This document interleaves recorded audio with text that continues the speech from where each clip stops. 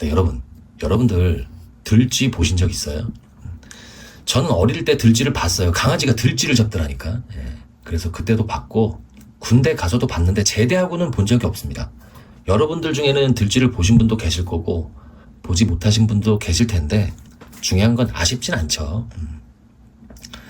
들쥐가 들판에서 뛰노니까 들쥐예요.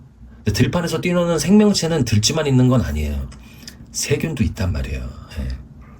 세균은 제가 뭐라고 말씀드렸냐면 원핵세포라고 말씀드렸어요. 그래서 불완전한 형태의 세포다라고 했지만 사실은 얘도 들판에서 혼자 살아갈 수 있습니다. 들판에서 혼자 살아갈 수 있다는 의미는 뭐냐면 들판에서도 증식이 가능해요. 영양소만 잘 공급하면은 지 스스로 증식을 해요. 자연 환경 속에서도 가능하다. 그러니까 배양을 할 수 있는 거예요. 배양 접시에다가 세균을 배양할 수 있는 거죠. 근데 그게 장기간 유지되기가 어려워요. 세균 입장에서는 자기의 존재를 장기간 유지해야 되는데 가능은 하나 장기간 유지는 어렵다라는 얘기예요. 그래서 다른 생명체의 몸속으로 들어가요. 다른 생명체의 몸속으로 들어가는 순간 얘는 숙주가 되는 거고 얘는 병원체가 된다라는 말씀을 제가 드렸어요. 병원체에는 세균만 있는 건 아닙니다. 병원체에도 뭐가 있냐면은 참고로 바이러스 있어요. 그 다음에 기생충도 있어요. 이런 걸 병원체라고 하는 거예요. 질병을 유발하는 미생물들을 병원체라고 하는 거예요. 질병을 유발하는 대기가스다. 그러면 걔는 병원체가 아니죠. 걔는 그냥 병을 유발하는 요인, 그래서 병인이라고 얘기하는 거지 병원체라고 얘기하지 않습니다. 다시 한번 말씀드리지만 병원체는 생물이어야 돼요. 생명이 깃들어 있는 미생물들, 걔네들을 병원체라고 하는 거예요. 그래서 세균, 바이러스, 기생충. 그리고 참고로 세균은 원핵세포라고 했죠. 원핵세포보다 완벽한 걸 진핵세포라고 했어요. 바이러스는 어떤 세포게요? 바이러스는 아무것도 아니에요. 얘는 기생충은 얘는 진핵세포입니다. 진핵세포예요. 제가 세균은 스스로도 살아갈 수 있지만 숙주 안으로 들어가야 장기간 유지될 수 있다고 말씀을 드렸죠. 기생충도 마찬가지입니다. 바이러스는 무조건 숙주가 있어야 되는 거고 이런 것들은 나중에 조금 더 자세하게 공부하는데 지금 처음이지만 개념은 좀 잡고 갈게요. 원래 이거 얘기하려고 하는 시간은 아니었는데 제 MBTI가 뭐게요? 근데 지금 우리가 공부하는 게 패스트균이잖아요. 패스트균이 원핵세포고 자연 환경에서도 증식이 가능한데 장기간 유지할 수 없으니까 숙주 안으로 들어왔어요. 그게 쥐죠. 쥐 안으로 들어오는 순간 쥐는 숙주가 되는 거고 패스트균이 장기간 여기서 증식을 해요. 그러므로 얘는 병원소가 된다라는 말씀을 드렸잖아요. 그죠? 쥐가 병원소가 될 수 있는 이유, 패스트균에 대해서 병원소가 될 수 있는 이유, 쥐도 패스트균에 대해서 어느 정도 저항력이 있더라. 저항력이 있기 때문에 어느 정도 장기간 살 수는 있어요. 다른 숙주에 비해서. 그래서 병원소가 된 거고 저항력이 있으니까 패스트균 입장에서는 싫은 게 아니냐. 그게 아니라고 그랬잖아요.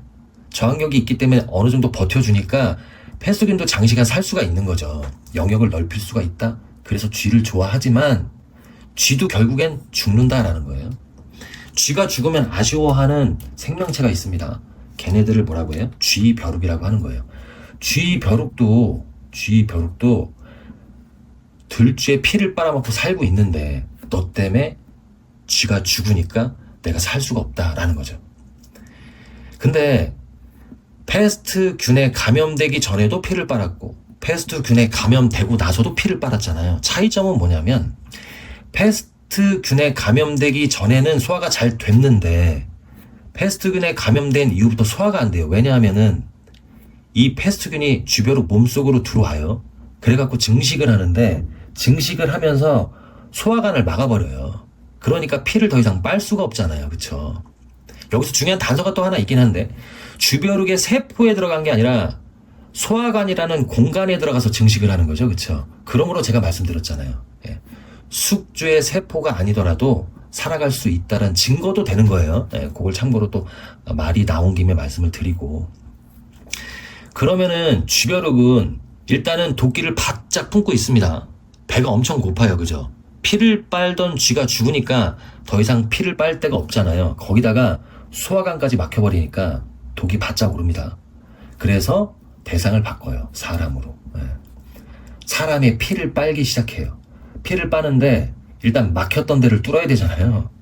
그래서 그걸 토해냅니다. 토해내면서 사람을 물어요. 그러니까 어떻게 되냐면 패스트균도 같이 이 안으로 밀어넣습니다. 밀어넣으니까 사람이 숙주가 되는 거죠. 그러나 병원소는 될 수 없어요. 사람은 죽으니까. 예. 오래 지속되지 못하니까요. 생명이. 패스트균 때문에. 그래서 숙주는 되지만 병원소는 아니다라는 말씀을 드렸어요. 그쵸? 쥐 벼룩에 의해서 감염이 된 거예요? 아니면은 쥐에 의해서 감염이 된 거예요? 쥐 벼룩에 의해서 감염이 된 거죠. 그러면 쥐가 물었을 거 아니에요? 그러면 사람의 증상이 나타날 거 아니냐고. 쥐벼룩이 물어서 사람에게 패스트균이 감염됐으니까 증상이 있을 거 아니냐고요. 그런 나타나는 증상을 우리가 뭐라 그래요? 발진열이다라고 하는 거예요. 발열과 발진. 그러니까 발진이라는 건 피부에 나타나는 거예요. 오돌토돌 뭐가 낫기도 하고 색이 변하기도 하고 이런 걸 발진열이라고 합니다. 근데 가끔 개념 없는 쥐가 물 수도 있는 거 아니에요? 예, 쥐는 지금 패스트균을 가득 품고 있죠. 그러므로 쥐가 물어도 사람은 숙주가 돼요. 그죠? 패스트균의 숙주가 될 수 있잖아요. 근데 발진열이라고 하지 않습니다. 그때 나타나는 증상을 석요증이라고 해요. 석요증. 서가 쥐를 뜻하고 교가 무는 거예요. 그래서 석요증이라고 합니다. 왜? 위, 아래, 치아의 교합이 잘 안 맞는다 뭐 이런 얘기를 하잖아요. 그쵸? 석요증은 발열도 나타나고 근육통이 나타나요. 그러니까 증상이 좀 다르긴 하고 대상이 좀 다르죠. 쥐벼룩에게 물렸을 때는 발진열, 쥐에게 물렸을 때는 석요증. 요거 좀 구분해서 공부를 해야 되고, 그리고 또 하나가 있어요. 요런 거를 1차 전파다라고 하는 거예요. 예. 2차 전파도 있겠네. 2차 전파는 다음 시간에 공부해 볼까요? 예, 너무 길게 하면 여러분들 끝까지 안 보실 거잖아요. 예. 미리 말씀을 드린다면은 감염된 사람이 감염되지 않은 사람에게 옮기는 게 2차 전파예요. 그런데 거기에 관련된 얘기는 좀 더 해야 되니까 예. 지루하시더라도 조금만 참으세요. 예, 화이팅입니다. 응원합니다. 저는 항상 여러분들 편입니다.